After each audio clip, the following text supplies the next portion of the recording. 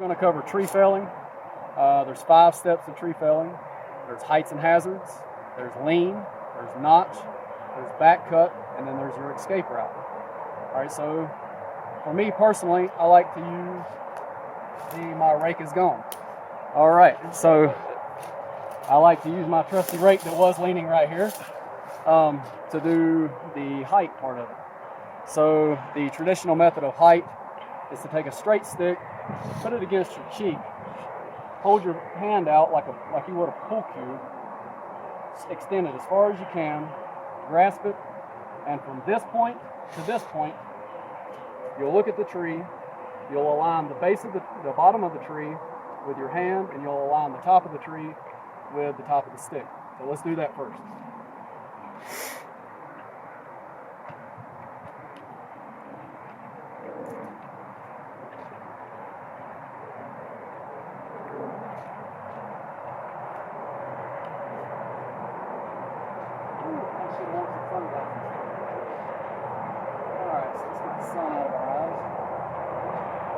Okay, so we have the bottom of the tree, steps forward. Alright, right here, I'm going to leave the stick sticking up just a little bit higher than the tops of the trees, just to give myself some extra cushion there. Okay, so right about here is where the top of the tree should land. Alright, so now let's go over the heights. Alright, so if I do a radius, complete radius, of this distance from the trunk of the tree, everything within that radius will be my hazard. So if we'll look right over here, we have a home. Alright, if we look behind that home, we have a power line. Alright, to the left of the tree here, we have a wood line, but on the other side of that wood line is another home. So right now, those are our hazards. Alright, so that's step 1. Step 2 will be the lean. Alright, so we're going to look in the direction that we're pulling, and we see that we have a slight lean towards the house. It's very gentle. Alright, so if we walk over to the direction of the house where that lean is at,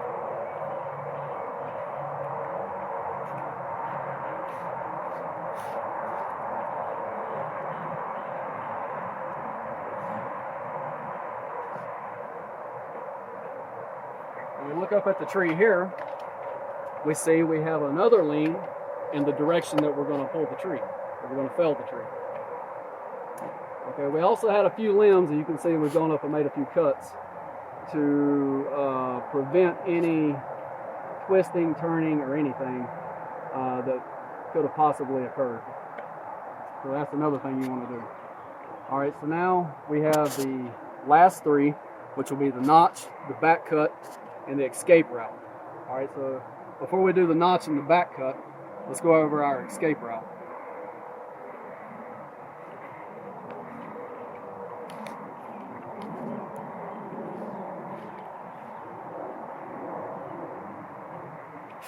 Okay.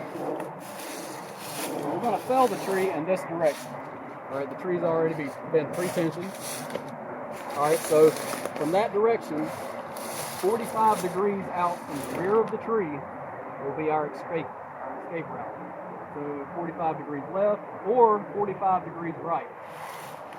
Since we have a lot of obstruction on the 45 degrees left, we're going to go 45 degrees right. All right. In order to be able to do that, we need to clean out around where our feet are going to be to make this path accessible. So right now we need to get your chaps on, please, and go ahead and clean this out. And we'll take a small pause. Fun. Okay, so let's take a look now. This right here is the ideal setting that you want for your escape route. You're not always going to have that ideal setting. We're kind of in a yard wood line area, so it makes it easier for us to be able to clean it up this nice. So we're going to go ahead and start our notch and back cut process.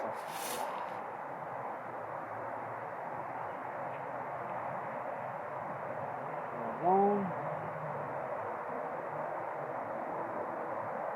Hearing protection on. All right, can you hear me? Yeah. All So always make sure the brake is engaged before starting your chainsaw. We will start it on choke. I'll get this one started today. Compression on. We either do the leg lock or the ground start when starting your chainsaw.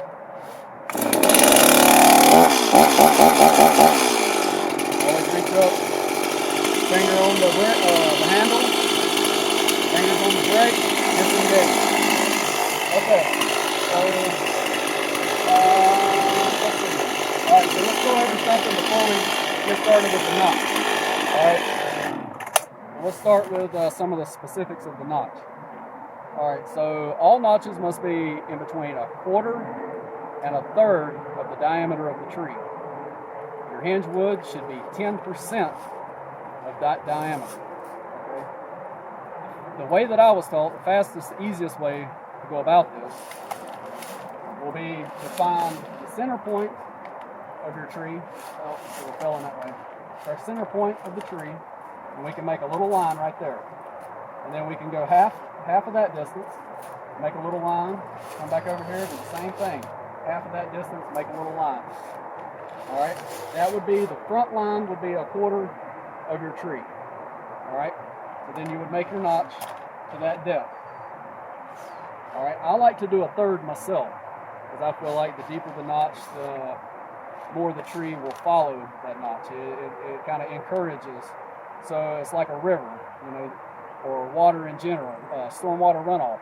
It's going to follow the deepest path, the path that it's followed the most times. You know, if you have a shallow area, more water will follow that deep path than it will that shallow path.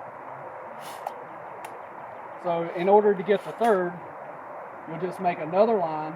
You'll split the difference between the half and the 1/4, and you'll make another line.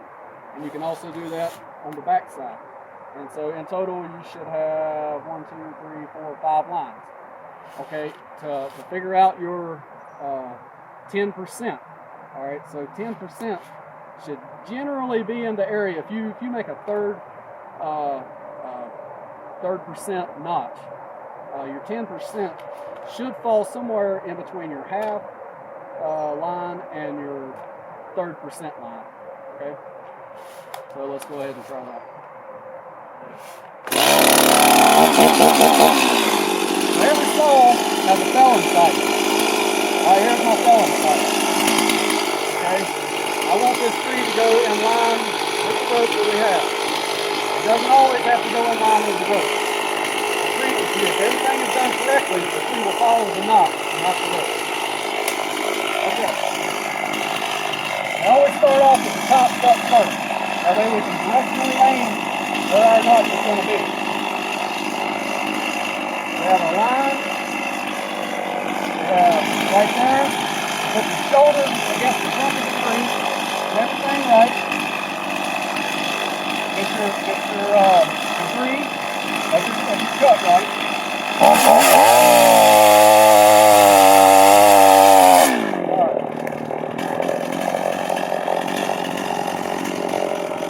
Pretty good. Now you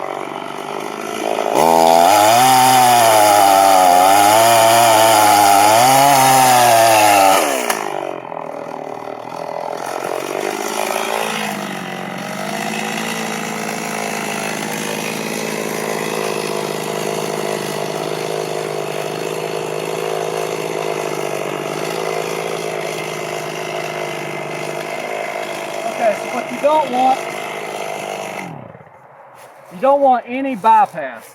All right, so if you look right in here, we do have a little bit of bypass. Looks like I dug the tip of the bar in a little bit right in here. So what we're going to do is we're going to make another bottom cut, and then we will cut these to match the depth right here and right here to match this depth. All right, so let's go a couple inches below that.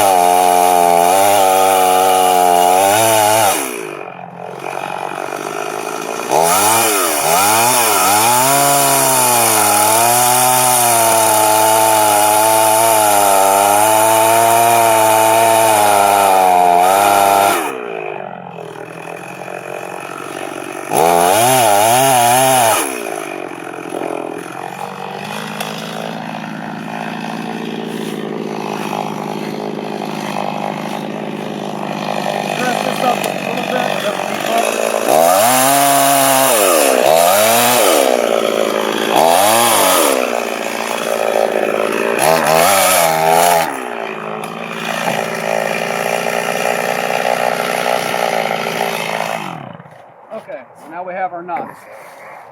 All right, we have 0 bypass. Okay, it's an open face. It should be 70. If we have a protractor, we should be able to get at least a 70-degree notch. And that's optimal for allowing the tree to have enough space in between here and here to hit the ground. Okay, so now with a traditional notch, you cut 2 inches above the apex. All right, with an open face notch, you cut even with the apex. All right, so what this does, if we were to cut above the apex, that would create what we call a snap cut. Once that snap cut, once it breaks, there is no control. So typically with a 45-degree notch, a traditional notch, it breaks about 45-degree angle. So it would break here, and we would lose all control from here to the ground.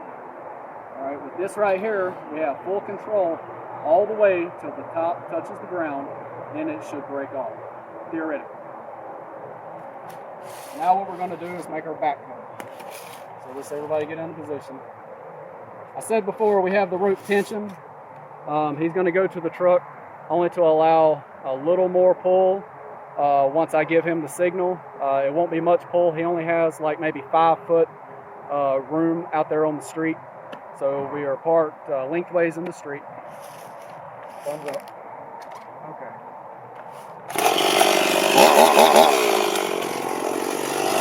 So have a small saw. The larger saw is there. This saw is there. I'm going to cut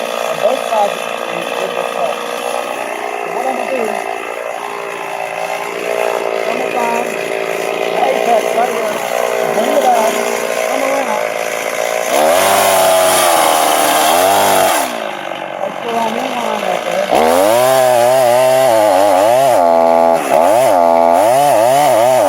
Now I'm going to square with the cut. Cut the stall, and you can leave it running, cut it off. And we're going to walk around here and take a look at the angle and the tip of the bar, and we're going to make sure that this is even with the apex right here. And if you'll see, I don't really have any sticks here, especially any sticky straight. So if you'll see with my arm, so it's pretty much flat right there. So if we continue with our cut right here, we should have a perfect felling cut.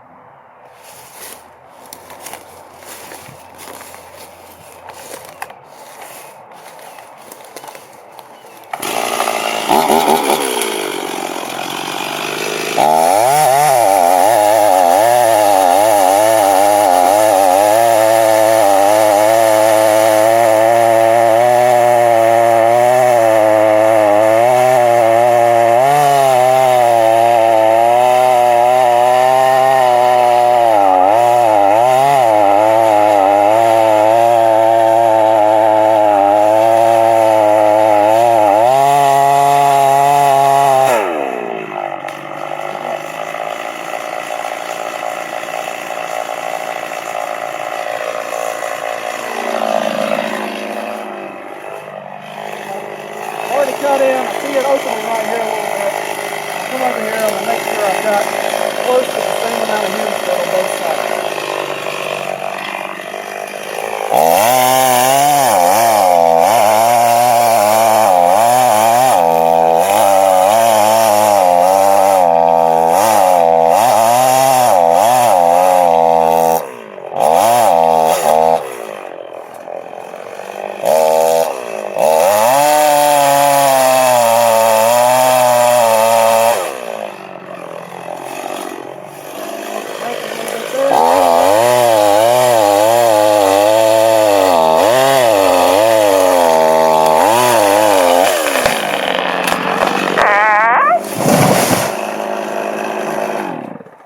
Right where we wanted it, give or take a little bit. So I was able to keep my hinge wood, which is a little more than 10%. I think he was pulling a little too hard back there, which he shouldn't have been pulling at all until I give him the signal. So we have a little bit more than 10%, but as you can see, it's pretty much even all the way across, and that's what you want. All right, we can also see that we are even with the apex with the back cut. See how these are even? And if you come over here, you can see that this side is even as well.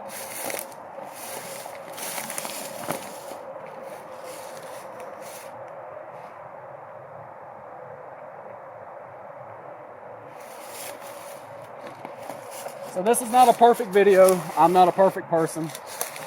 This is as close as I can get to perfect. Every scenario is always different. Good luck with your tree felling. Stay safe, keep your PPE on, and have fun.